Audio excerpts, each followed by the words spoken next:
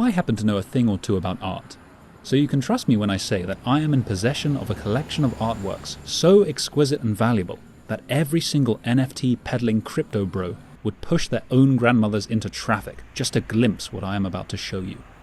Actually, they'd probably do that regardless. Now, those of you who don't have as many degrees in art as I do will probably look at these and say, but those are just fridge magnets. To which I say, stop drooling and look closer. These aren't just fridge magnets. These are Japanese plumbing company fridge magnets. Each one a magnetic Mona Lisa in miniature, and a testament to the apparently very robust local plumbing economy, which should come as no surprise, as this is the country that gave us Mario, and his brother, who I'm sure is special in his own way, and who I seem to recall did have a moustache. And who's this supposed to be? Wario? I guess they couldn't license the actual characters, so they're playing it safe. These magnets have been appearing in my postbox for the past 3 years, ever since I moved into this apartment. I do also record toilet-themed gacha toys, but I must endeavour not to get too distracted. I've been collecting and expanding my collection for the past 3 years, and I think I now have enough to introduce you to some of the masterpieces. As the curator of this digital exhibition, it's my duty to choose carefully and provide some illuminating insights. For example, I love this piece because it tells a story. Bloody hell, love, what did you do in the toilet? It's astonishing the level of emotion depicted in just a few lines. Fear, desperation, guilt. Jesus, she must have done it in the sink as well and clogged that up too. I like to imagine she's in the bathroom at her boyfriend's house, having just met his parents for the first time. It's gonna get worse before it gets better, that's for sure. A stark and timely reminder that doing dump in the toilet is a privilege that we mustn't take for granted. It's beautiful because it holds up a mirror to the human condition. A story of fear, shame, and the human need to go number 2. I'd value this piece at somewhere over 3 million Somali shillings. This has to be another favourite.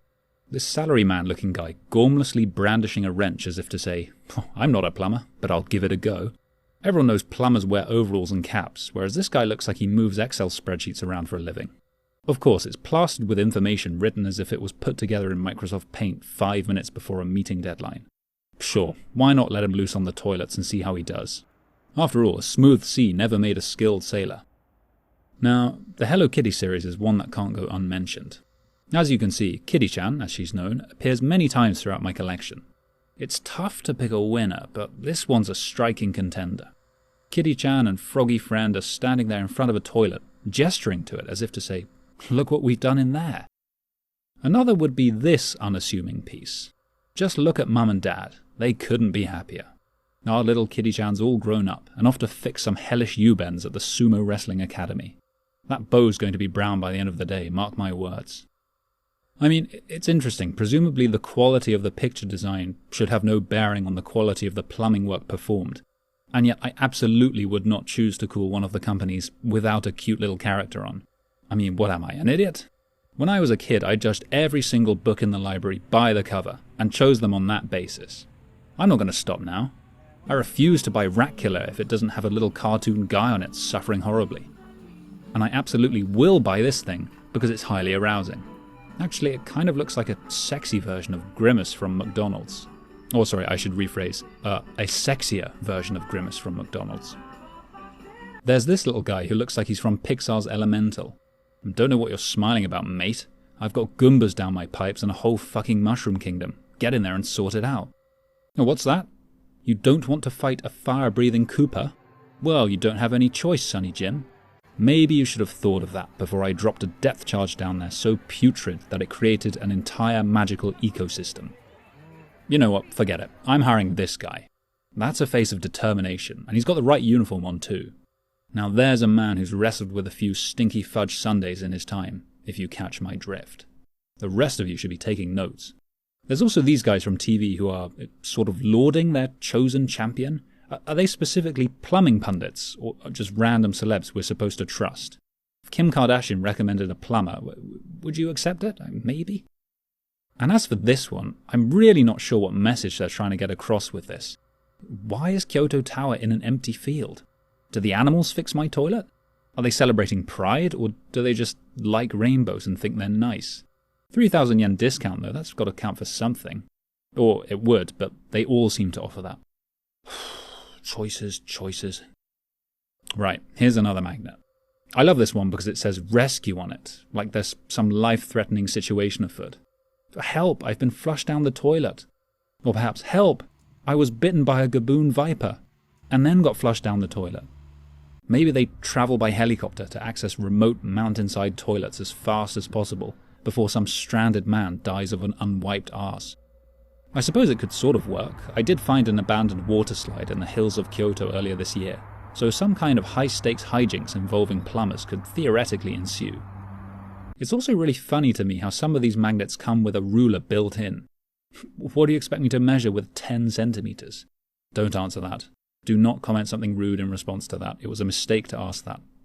I think my point still stands, though.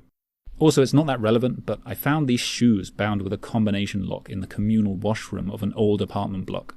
I can't really think of another video to include this in, so there you go. Then we have a kind of Need for Speed design subset featuring the plumbing vans.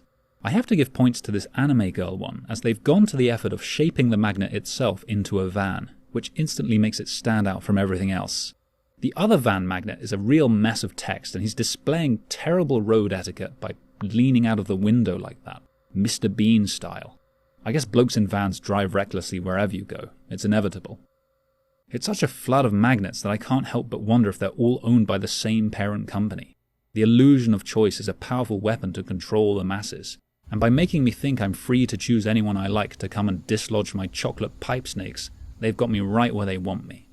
But even if there were some plumbing emergency in my apartment, I wouldn't know who to call. It's like trying to pick a religion. There's just too many out there claiming only they can save you. But you know what? At the end of the day, why shouldn't a nation be so proud of its shitters that an entire ecosystem of fridge magnets is warranted? If a man wants a little water jet to spray his special zone, then who am I to judge? And if they want to make a series of gacha toys celebrating, well, whatever this is celebrating, then I ought to give it a thumbs up, even if they did forget to flush. Hell, it happens to the best of us. Not mentioning any names, of course, Steven Seagal. I'm sure that the savvy investors among you are by now thinking, how much for the lot? Well, I'm sorry, but they're not for sale. These magnets are as much a part of local culture as any temple or shrine, and whenever I have a guest round, my collection is an immediate talking point that definitely doesn't come across as creepy.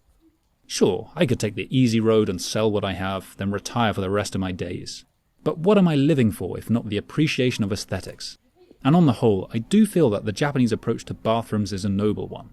Celebrated writer Junichiro Tanizaki wrote about them at length in his essay, In Praise of Shadows, and even specifically mentions Kyoto toilets. I now read you an extract. The Japanese toilet is truly a place of spiritual repose.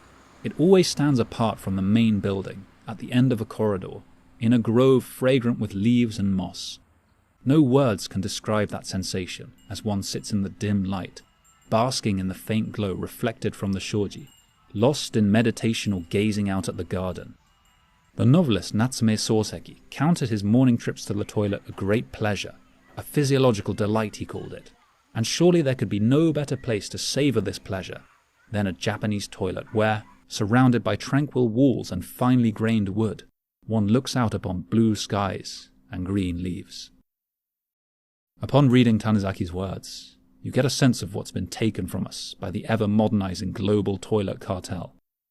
He goes on to write that one could with some justice claim that of all the elements of Japanese architecture, the toilet is the most aesthetic. I wonder what he'd say if he saw the space-age lavatories of the 21st century. That would make for a really good episode of Doctor Who, by the way, if the BBC is listening. Anyway, I'm glad I had this chance to discuss art with you. But in a way, it's frustrating.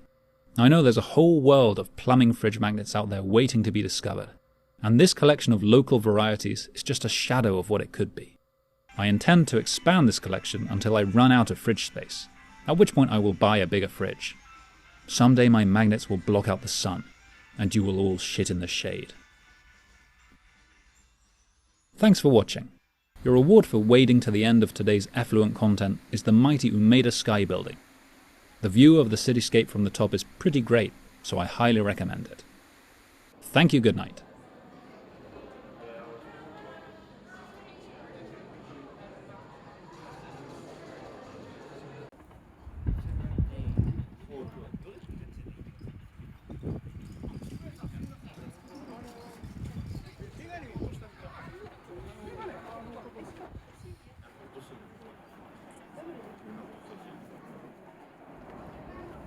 はいはいはいはい。